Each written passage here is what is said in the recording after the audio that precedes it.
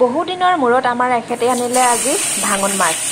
ভাঙন মাছ তাকে কেনেকৈ বনাওঁ ভাবিলোঁ আজি আলু আৰু বিলাহী দিয়ে বনোৱা যায়। তাৰপিছত ধুনীয়াকৈ মাছবোৰ ফ্ৰাই কৰি লৈছোঁ এটা এটাকৈ। ভাঙন মাছ বা সৰু মাছবোৰ আমাৰ অনা নাযায় কাৰণ আমাৰ দুয়োজনী ছোৱালীয়ে কাঁইট বাছি খাবলৈ বৰ দিগদাৰ পায়।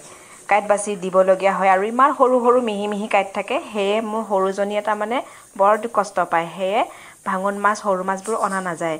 কিন্তু কেতিয়াবা খাবলৈ ভাল লাগে, আমাৰো খাবলৈ মন যায় নহয় জানো। সেয়ে আমাৰ এখেতে ভাবিলে আজি ভাঙন মাছকে লৈ যাওঁ আৰু কাঁইট বাছি বাছি ইহঁত দুয়োজনীকে খোৱালেই হ'ব।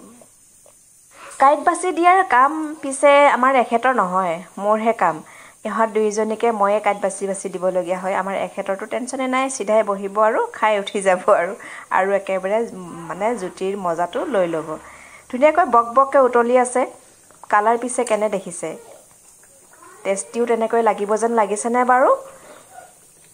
ধুনীয়াকৈ ধনিয়া দি দিলোঁ। ধনিয়া দিয়াৰ পিছতে ইহঁত দুয়োজনীলৈ আগতীয়াকৈ বাকী উলিয়াই দিছোঁ। দুয়োজনীলৈ উলিয়াই দিছোঁ কাৰণ আমি অলপমান জ্বলা আৰু বেছিকৈ খাওঁ যে, সেয়ে ভাবিলোঁ আৰু অলপমান জলকীয়া দি পেলাই আকৌ অলপমান উতলিব দিম। দুয়োজনীলৈ উলিয়াই লৈ অলপমান আপোনালোকক ডেক'ৰেশ্যনটো অলপমান আপোনালোককো দেখুৱাই দিলোঁ। দুয়োজনীয়ে ওলোৱাৰ পিছতে আমাৰতো ধুনীয়াকৈ জলকীয়া আৰু 2 চামুচ মান দি দিছোঁ। ঘৰতে মানে খুন্দা জলকীয়া আছে, শুকান জলকীয়া, সেয়াকে দি দিছোঁ। আজিৰ ভাত সাজ ধুনীয়াকৈ তৃপ্তিৰে খাম আৰু আপোনালোকে ভাত পানী কিহেৰে খালে কমেণ্ট কৰি জনাই দিবলৈ নাপাহৰিব।